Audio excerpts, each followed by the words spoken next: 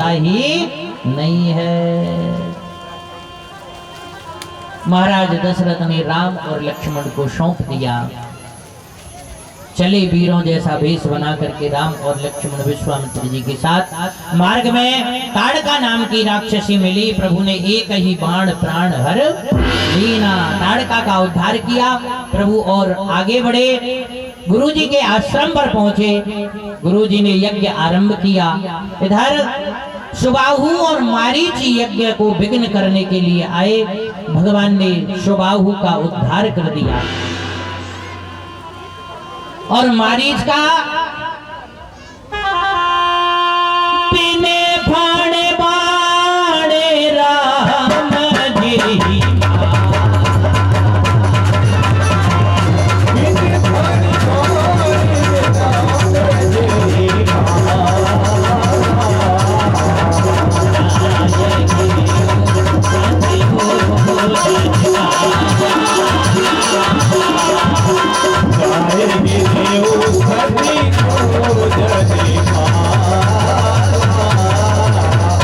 मारीच को भी ऐसा बाण मारा कि 7 योजन पार जाकर के गिरा।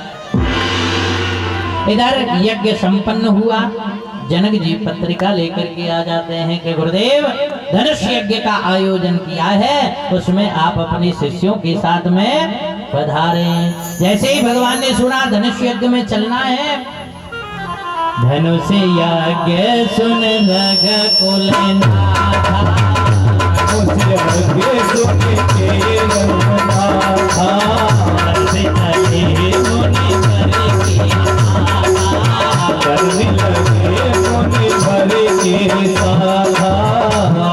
जैसे ही धनुष यज्ञ के बारे में सुना, भगवान बड़े प्रसन्न हुए और गुरु के साथ में चल दिए हैं। और जैसे ही प्रभु चलने लगे, मार्ग में एक अद्भुत स्थान मिला है। ऐसा स्थान आश्रम एक दीख मगमाही, आश्रम एक दीख मगमाही, अग्रग जीव जंतु तन्हाही, अग्रग जीव जंतु तन्हाही। सिया राम हरे राधे, श्याम हरे सिया राम हरे, राम हरे सिया राम हरे। आश्रम एक दीख मगमाही और खग मृग जीव जंतु है नाही। एक ऐसा आश्रम दिखाई दिया जहाँ पशु पक्षी जीव जंतु कोई नहीं, एकदम सुनसान। मनुष्य जैसी आकृति की एक पत्थर की शिला पड़ी हुई है। राम जी ने पूछा, गुरुदेव ने बताया, बेटा राम, गौतम नारी श्राप वश उपल देह धर धीर और चरण कमल रज चाहती कृपा करो रघुवीर। हे राघव, कृपा करो। ये गौतम ऋषि की पत्नी है, अपने पति के श्राप से ये पत्थर की शिला बनी हुई है। भगवान परिक्रमा करते हैं और चरण रज उड़ करके जैसे ही शिला से स्पर्श होती है, वो पत्थर की शिला सुंदर स्त्री के रूप में परिणत हो जाती है, भगवान की स्तुति करती है। और भगवान कहते हैं कि देवी, अब तुम अपने पति के लोक के लिए चली जाओ। भगवान वहां से आगे बढ़े और कहां पहुंचे? चले राम लक्ष्मण मुनि संग,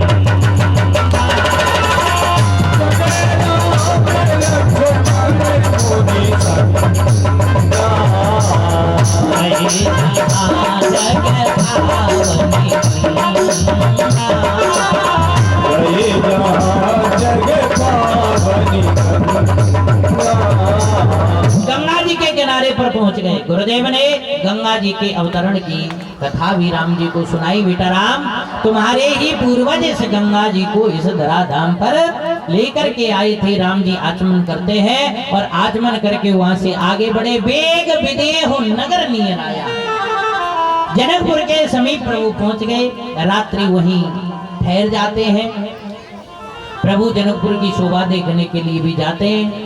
रात्रि भर विश्राम किया। प्रातः काल पुष्प वाटिका में पुष्प लेने के लिए प्रभु पहुंचे।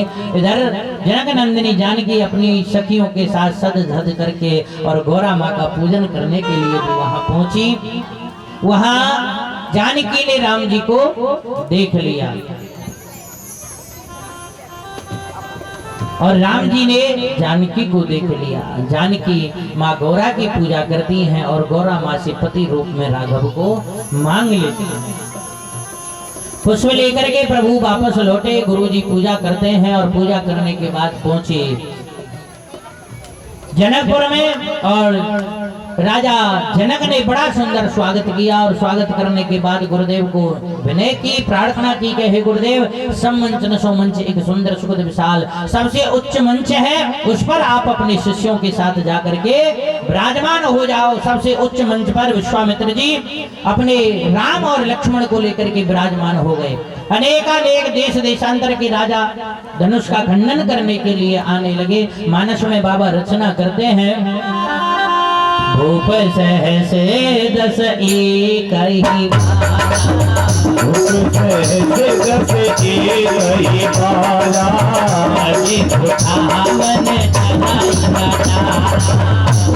उठावन करही घटाया, राम हरे राधे श्याम हरे सिया राम हरे, राम हरे राम हरे सिया राम हरे। सब राजा धनुष का खंडन करने के लिए आए, लेकिन खंडन करना तो बहुत दूर, किसी से वो धनुष हिला भी नहीं। यहाँ रावण भी पहुंचा धनुष यज्ञ में। विश्वामित्र जी समझ गए रावण आ गया है, कोई उत्पात ना मचा देवे। उससे पहले ही राम जी को कहा कि बेटा राम जाओ, रावण बहुत बड़ा विद्वान है, रावण के जैसा विद्वान ना तो पहले कभी हुआ और ना आगे कभी होगा। जाओ और जाकर के अपनी हस्त्र रेखा दिखा लो। विश्वामित्र जी जानते थे कि रावण का काल यही है और रावण यहाँ काल के दर्शन करने के लिए आया है। अपने काल के दर्शन के लिए वो कोई भी उत्पात मचा सकता है, इसलिए पहले ही उसका काल उसको दिखा दूं, दर्शन करा दूं। राम जी गए, जाकर के रावण को प्रणाम किया। प्रणाम करने के बाद राम जी ने कहा कि हे ब्राह्मण देव, मैं अपनी हस्त्र रेखा दिखाना चाहता हूँ। हाथ आगे कर दिया, रावण की दृष्टि राम के हाथ पर पड़ी। पूछने लगे तुम्हारा नाम क्या है? बोले मैं संतों का सेवक और चक्र चूड़ामणि महाराज दशरथ का पुत्र, मेरा नाम राम है। राम? रावण ने कहा कि धनुष का खंडन तो तुमको ही करना पड़ेगा, सीता का वर्ण भी तुम्हारे साथ होगा, लेकिन राम मैं इस धनुष यज्ञ में धनुष का खंडन करने नहीं आया, मैं इस धनुष यज्ञ में केवल तुम्हारे कारण आया हूं। रावण ने क्या कहा? मैं धनुष यज्ञ में केवल तुम्हारे कारण आया हूं, लेकिन मैं यहाँ तुम्हें निमंत्रण देने आया हूँ। तुम्हें 14 वर्ष का वनवास लिखा है और वनवास में सीता का वियोग भी लिखा है, लेकिन तुम इधर उधर मत भटकना। जब सीता जानकी से वियोग हो तो तुम सीधे लंका आ जाना, मैं तुम्हें निमंत्रण देने आया हूँ। राम जी बोले तो महाराज सुनिए, आप तो केवल इस धनुष यज्ञ में मेरी खातिर आए हो, लेकिन मैं सच बताऊं तो मैं इस पृथ्वी पर ही तुम्हारी खातिर आया हूं। तुम तो केवल धनुष यज्ञ में आए हो, लेकिन मैं तो पृथ्वी पर ही तुम्हारे लिए आया हूँ। राम जी ने कहा हे महाराज, मैं हेतु तुम्हारे दशकंदर श्रावणी थल पर आया हूँ। श्री दशरथ के यहाँ जन्म लेकर निज 4 अंश प्रकट आया हूँ। जो कुछ मांगोगे दशकंदर तुमको आज वही दूंगा। बिठलाकर बाण विमानों पर निज धाम तुम्हें पहुंचा दूंगा। इतिहास के पन्ने पन्ने पर यह अमर कथा लिख जाएगी, देव धनुज नर नाग किन्नर यह राम रूप मन आएगी। हे महाराज, जब तुम ऐसा करोगे तो मैं भी पीछे हटने वाला नहीं हूँ। अब मेरे पास दान दक्षिणा तो है नहीं है, इकट्ठी दे दूंगा, चिंता मत करना। जब तुम सीता का हरण करोगे तो मैं भी तुम्हें अपने बाणों के विमानों पर बिठा करके अपने धाम को पहुंचा दूंगा। इधर सज्जनों, रावण लौट जाता है। सब राजा जब हार जाते हैं तो महाराज जनक को क्रोध आता है कि ये पृथ्वी वीरों से विहीन हो गई है। है, इस पृथ्वी पर कोई वीर नहीं है। अब जहाँ वीर बैठे हों वहां कोई बोले तो वो क्यों सहन करेंगे। लक्ष्मण जी